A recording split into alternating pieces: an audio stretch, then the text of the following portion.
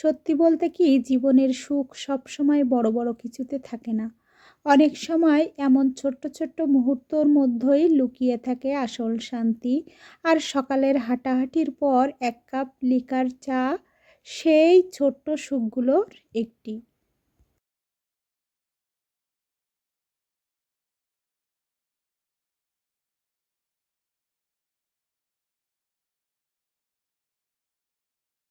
Hello everyone, Nijum সন্ধ্যায় আপনাদের সবাইকে স্বাগতম। কাছে এবং দূরের যে যেখান থেকে আমার ভিডিওটা দেখছেন, আশা করি সবাই সুস্থ আছেন, ভালো আছেন।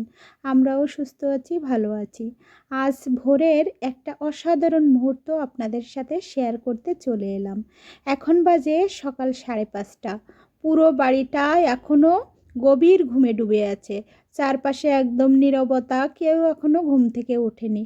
কিন্তু এই নীরবতার মাঝেই আমরা দুজন আজ খুব ভোরে ঘুম থেকে উঠে হাঁটাহাঁটি করতে বেরিয়ে পড়লাম। ভোরবেলার এই সময়টা সত্যিই অন্যরকম লাগে। বাতাসটা কতটা ঠান্ডা আর সতেজ থাকে, মনে হয় যেন প্রকৃতি নিজেই নতুন করে দিন শুরু করার প্রস্তুতি নিচ্ছে। তাই আজও ধীরে ধীরে হাঁটতে হাঁটতে আমরা চলে এলাম সেই পরিচিত নদীর ধারে। কেন জানি না, প্রতিদিন নদীর ধারে এসে সূর্য ওঠার দৃশ্যটা না দেখলে আমার মনটা একদমই ভালো লাগে না। মনে হয় যেন দিনের শুরুটাই অসম্পূর্ণ থেকে গেল। তাই প্রায় প্রতিদিন আমি এখানে এসে বসে থাকি এই পার্কের বেঞ্চে, নদীর দিকে তাকিয়ে। চারিদিকে বিশাল বিস্তীর্ণ নদী, তার উপর হালকা কুয়াশার পর্বত, আর ধীরে ধীরে যখন সূর্যের প্রথম আলো নদীর পানির উপর পড়ে, সেই দৃশ্যটা সত্যি ভাষায় প্রকাশ করার মতো না।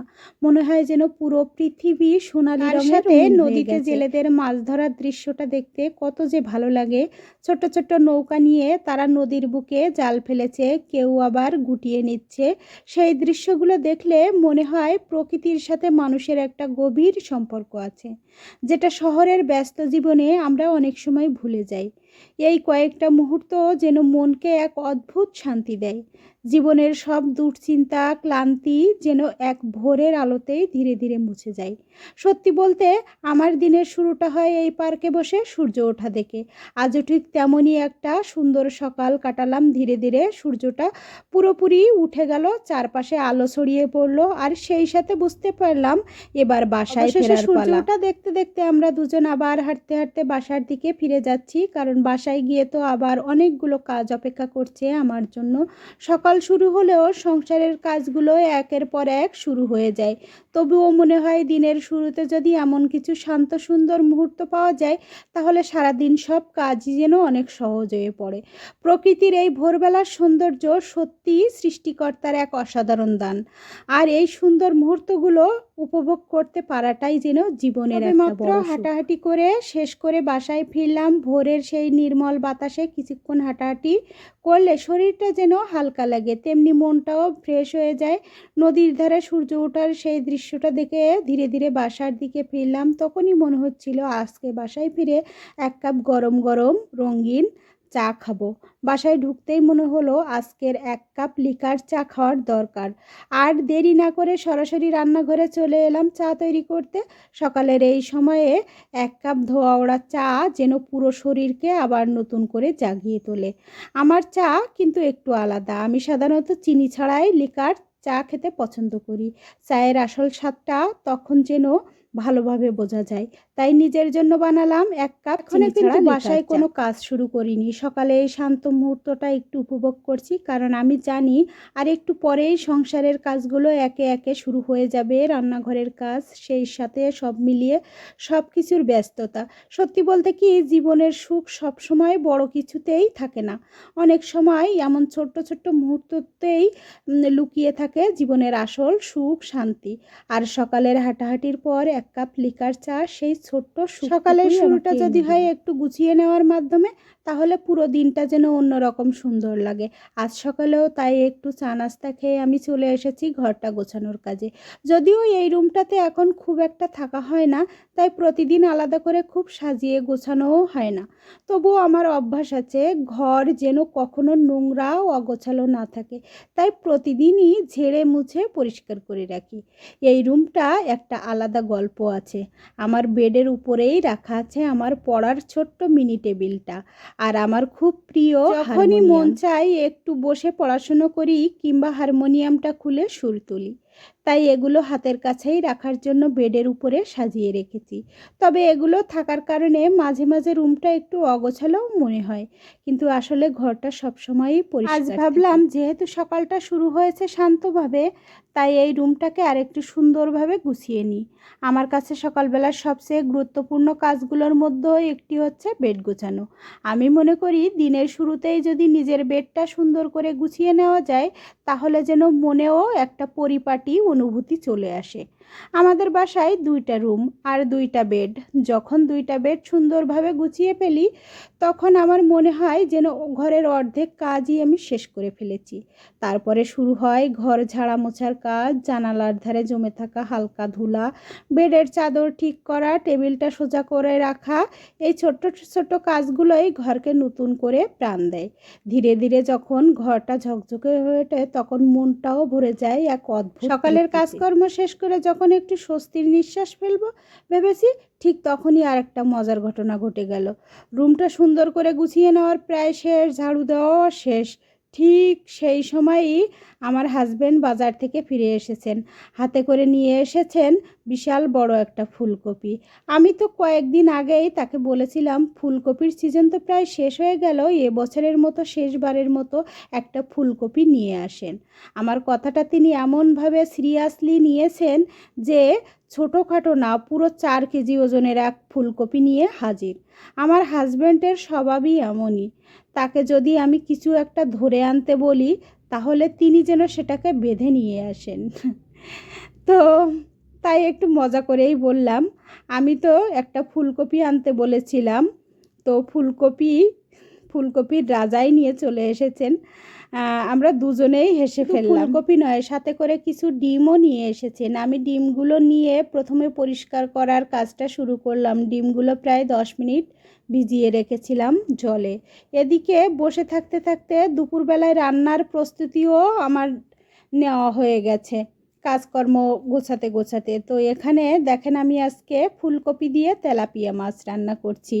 আজকের রান্নার মূল আকর্ষণ হচ্ছে ফুলকপি দিয়ে তেলাপিয়া মাছ।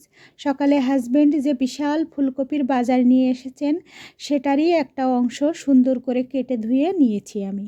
সাথে তাজা তেলাপিয়া মাছ আছে। মশলার ফুলকপির সাথে তেলাপিয়া মাছ রান্না করলে ঘ্রাণটা যেন সেই সত্যি অসাধারণ বের হয়। রান্নাটা ধীরে ধীরে আমি তেলাপিয়া মাছ দিয়ে ফুলকপির রান্নাটা শেষ। এরপর আছে আরেকটা বিশেষ পদ, গলদা চিংড়ির ঘিলু ভুনা। এটা আমার কাছে খুবই স্পেশাল, কারণ এই ঘিলুটা আমি বাবার বাড়ি থেকে আসার সময় আমার মা আমাকে দিয়ে দিয়েছিলেন। মায়ের দেওয়া জিনিসের একটা আলাদা, এটা রান্না করতে গেলেও মনে একটু আলাদা আনন্দ কাজ করে। হালকা মশলা দিয়ে ধীরে ধীরে ভুনা করে নিলাম এই পদটা। আজ দুপুরের খাবারে যদি একটু ভর্তা না থাকে, তাহলে যেন মনটা পুরোপুরি জমে না। তাই বানাচ্ছি এখন প্রিয় টমেটো ভর্তা। কাঁচা পেঁয়াজ কুচি, পাকা টমেটো, পোড়া শুকনা মরিচ আর সাথে একটু সরিষার তেল, এই কয়েকটা সাধারণ উপকরণ দিয়েই তৈরি এমন এক সুন্দর মজাদার ভর্তা, যার স্বাদ সত্যিই অসাধারণ। গরম ভাতের সাথে এই টমেটো ভর্তা আমার কাছে ভীষণ প্রিয় একটা খাবার। সব মিলিয়ে আজকের দুপুরের মেনু জমজমাট। ফুলকপি দিয়ে তেলাপিয়া মাছ, গলদা চিংড়ির ঘিলু বোনা, কাঁচা পেঁয়াজ, পোড়া মরিচ আর সরিষার তেলে মাখানো টমেটো। এই ঘরোয়া খাবারগুলোর মধ্যেই যেন আমাদের বাংলার আসল স্বাদ লুকিয়ে থাকে। খুব বেশি আড়ম্বর নেই, কিন্তু স্বাদে আর তৃপ্তিতে ভরপুর। এখন ধীরে ধীরে সব রান্না বসিয়ে দিয়েছি।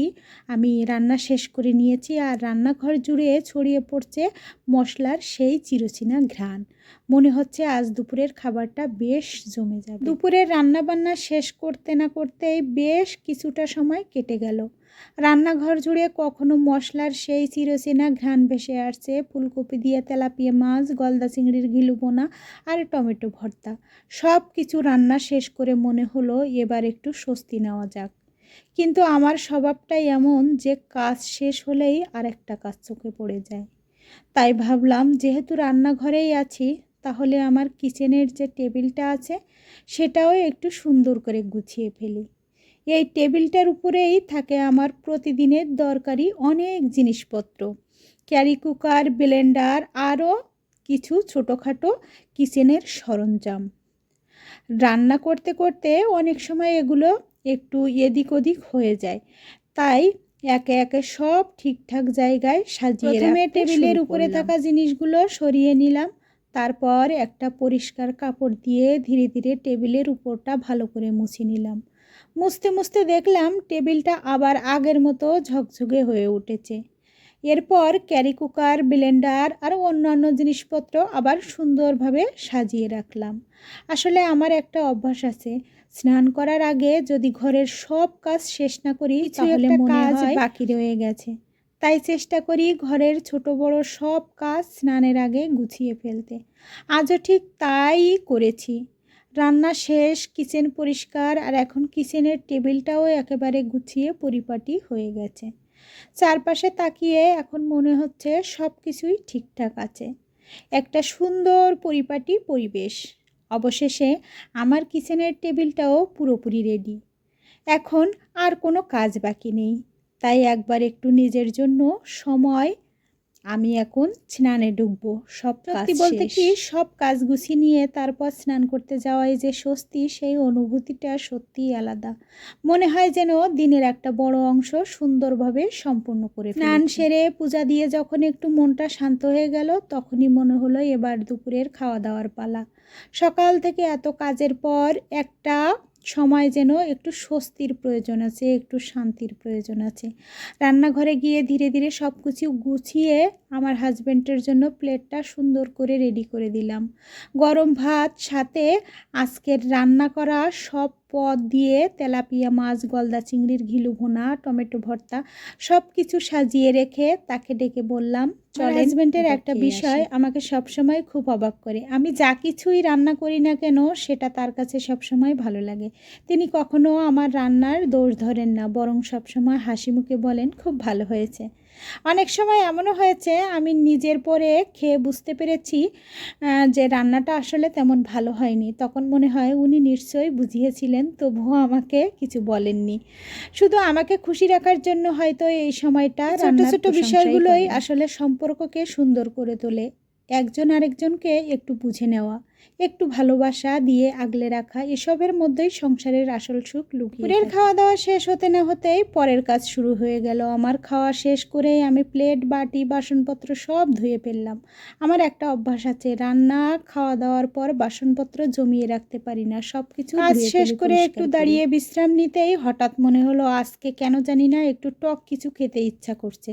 ঠিক তখনই মনে পড়লো আমার হাজব্যান্ড বাজার থেকে কিছু টক কুল নিয়ে এসেছিলেন। ব্যাস, তখনই মনে ঠিক করে ফেললাম আজকে টক কুলের ভর্তা বানাবো। তাই যাই কুলগুলো ভালো করে ধুয়ে নিলাম, তারপরে একে একে সেগুলো ছেঁচে নেব। আমি আমার একটা কাঠের হামানদিস্তা আছে, সেই হামানদিস্তার ভিতরে দিয়ে, যাতে ভর্তা করার জন্য নরম হয়ে যায়। এরপর এর মধ্যে দিলাম শুকনো মরিচ, একটু লবণ আর সামান্য জিরার গুঁড়া। স্বাদটা আরও বাড়ানোর জন্য সাথে যোগ করলাম একটু লেবু পাতা। সব কিছু একসাথে মেখে তখন সেই টক আর ঝাল মেশানো ঘ্রাণ সত্যি দারুণ লাগছিল।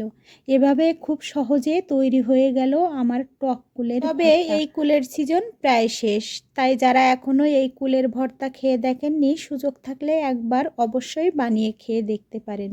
খুব সাধারণ উপকরণে বানানো হলেও এর স্বাদ কিন্তু একেবারেই অসাধারণ। এভাবে দুপুরের কাজ শেষ করে ছোট্ট একটা টক মজার স্বাদ দিয়ে দিনটা আরেকটু উপভোগ করলাম।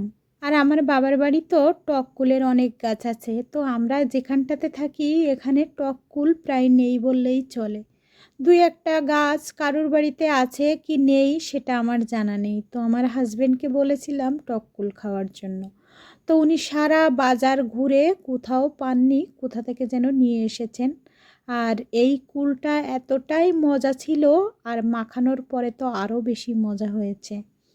তো এতটাই মজা হয়েছে, জানি না হয়তো বা অল্প জিনিস ভর্তা করলে কিংবা অল্প জিনিস তৈরি করলে এই মজাটাই মনে হয় লাগে। অনেক অনেক কুল কিংবা অনেক জিনিসপত্র যদি একসাথে রান্না করা হয় কিংবা অনেক কুলের ভর্তা করা হয়, তাহলে দেখবেন এই টেস্টটা পাবেন না। আমি দেখেছি একটা জিনিস খেয়াল করে, অল্পতেই যেন বেশি শান্তি, বেশি মজা লাগে যে কোনো জিনিসের। আর এই এক বাটি কুলের ভর্তাতেই আমার বিকালটা একেবারে জমে গেল। বিকেলে একটু টক কুলের ভর্তা খেয়ে এদিক ওদিক ঘোরাঘুরি করতে না করতেই যেন সন্ধ্যা নেমে এসেছে। আর টক কুলের ভর্তাটা আমার মুখের এক্সপ্রেশন দেখে হয়তোবা আপনারা বুঝতেই পারছেন কতটা মজাদার হয়েছে, অনেক মজা হয়েছে। তো আকাশটা ধীরে ধীরে অন্ধকার হয়ে আসছে, চারপাশে একটা শান্ত পরিবেশ তৈরি হয়েছে। তখনই ঠিক মনে পড়লো সন্ধ্যা হয়ে গেছে, এবার সন্ধ্যাবাতি জ্বালানোর সময়।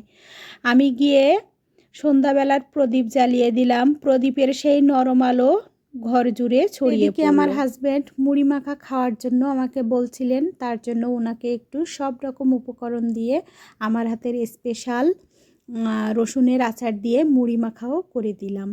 তো আজকে মুড়ি মাখা খেতে খেতে চলে যাচ্ছি। কেমন লাগলো আমার সংসারের ছোট্ট ছোট্ট গল্পগুলো? আপনাদের কাছে যদি ভালো লেগে থাকে তাহলে লাইক, কমেন্ট এবং সাবস্ক্রাইব করে আমার নতুন বন্ধু হয়ে আমার সাথে থেকে যেতে পারেন।